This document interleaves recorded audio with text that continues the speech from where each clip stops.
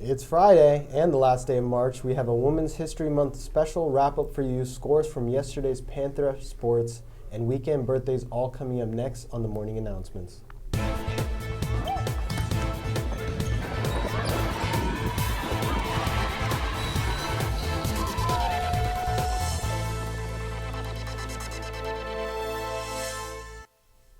Good morning, St. Mary's. I'm Colin. And I'm Tommy. And we begin this Friday morning with Student Life News. We are down to the final two shows of the acclaimed St. Mary's hit musical Grease. What better way to spend a Friday or Saturday night than to watch the two of us live on stage with a great cast. Shout out Rainey. Students, remember tickets are free for you, so go online and save your seat. Showtime is 7 p.m. Be there or be square. And Izzy and Clara from Inclusive Community were scheduled to join us live in Studio B to wrap up Women's History Month. Instead, they took the Studio B out in the wild hallway of St. Joseph's and put together this special video. Good morning, St. Mary's. To wrap up Women's History Month, we're going to end off with some interviews from some special guests. We'd like to ask you what you've learned during Women's History Month. Well, I haven't learned anything groundbreaking. I learned about women that I was not aware of and the positive impact they've had on society, how they've helped move us forward in many different ways, and the impact they've had in a positive way on not just their lives and the people around them, but society as a whole. What I have learned is that it's important to in our history department and English department to have women's experiences be prominently displayed, talked about, educated. Who is a woman that you look up to or appreciate in your life? Obviously, Miss Aman here. Look at her. She's a strong, fierce woman who just continues to inspire students and me. And how do you appreciate the women in your life? My wife and my daughter are the closest women in my life, and my mother. I'm still blessed to have them. I suppose I don't stop and think about appreciating them enough. They are my purpose, my primary purpose. So mine would be Miss McConnell, my office buddy / neighbor, who's just always super inspirational and just super helpful and just a beacon of like bright light for not just me, but like I think everyone who encounters her. And these are our special friends. That Very cute. They communicate without saying a word sometimes. Yes. When we see these, we know. We know. I would say I appreciate all the women in my family. I guess I can say my mom. I say my mom because she's like the baddest. She's so cool. I'd say my mom too. She like helps me out in times of need, you know what I mean? My mom and my grandma. My mother. My grandma, because she works so hard and she came to this country with almost nothing and she worked so hard to get where she was today. I look up to my mom because she's really inspiring. I also look up to my mom because she's always been there for me. My mom. My mom. My sister. I have two sisters, my grandmothers, my aunts, my nieces, and of course my wife. Nicki Minaj.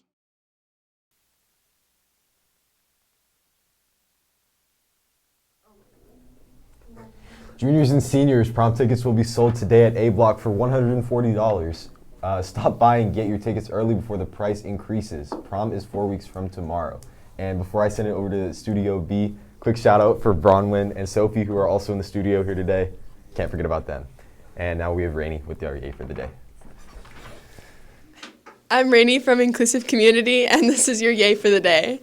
A Cherokee woman determined not to let the pandemic get her down began running or walking a 5K every day for 100 days. Through lockdowns and beyond, May Dean Erb kept on running until she completed her 1,000th 5K on March 8th, 2 months short of her 80th birthday. I don't know how she managed to do a 5K walk or run every single day for the last 1,000 days, but she did, Erb's daughter Julie Erb Alvarez told GNN. Her milestone was celebrated by a gathering of friends and family, even some virtually. She is our hero. A member of the Cherokee Nation, Erb lives with her husband of 56 years, Jim Erb, in a rural town called Blackgum near her hometown of Vane, Oklahoma. It's just something you should do for yourself and your family.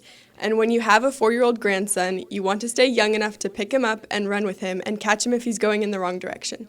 She often runs and walks with her friends, who note that going out for a walk doesn't even feel like a walk anymore unless it's 5K. Julie notes that May has become an inspiration to the whole community, not least to herself, who wants to be just like her mom when she reaches her golden years. Happy Friday. Now back to announcements. Thank you, Rainey, and CSF forms are available on PowerSchool for your T2 grades. Please submit your form along with a screenshot of your grades to Ms. McManus by 3 p.m. today, just a little over 5 hours away. If you have any questions, please see Ms. McManus. Let's head down to the library and Mr. Thomas about a special drive that starts on Monday.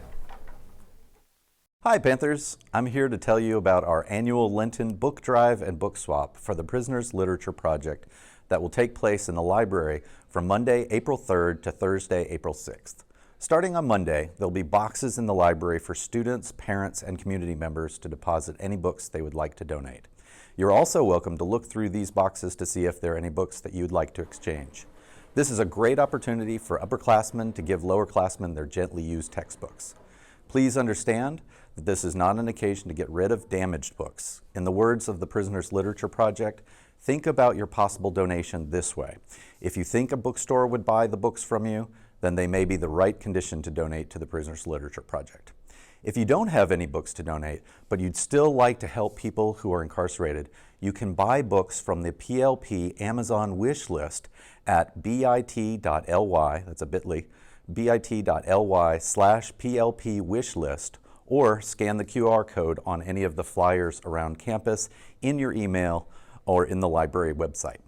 The books on the wish list have been especially requested by individuals in prison.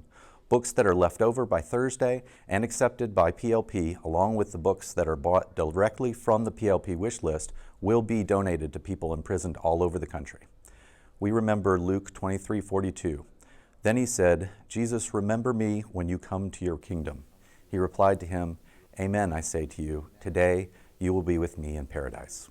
Thank you.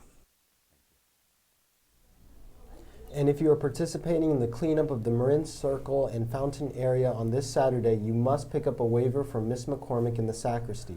If it rains, it will be canceled. Work begins at 8:15 a.m.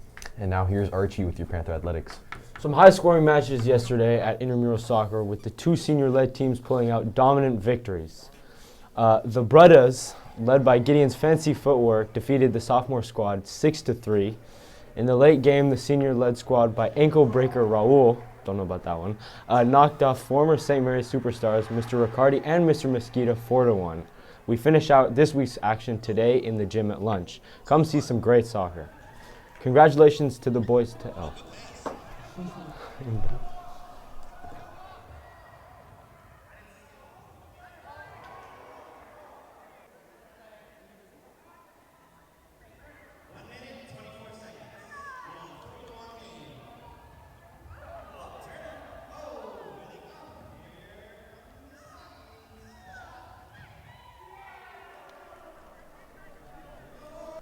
Congratulations to the boys tennis team on defeating a tough El Cerrito Gauchos team by a score of 4-3.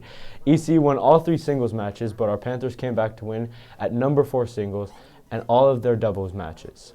Shout out to the doubles 1, Etienne Shafee and Colin Kies, and doubles 2, Declan Zuber and Simon Murphy for clinching the victory.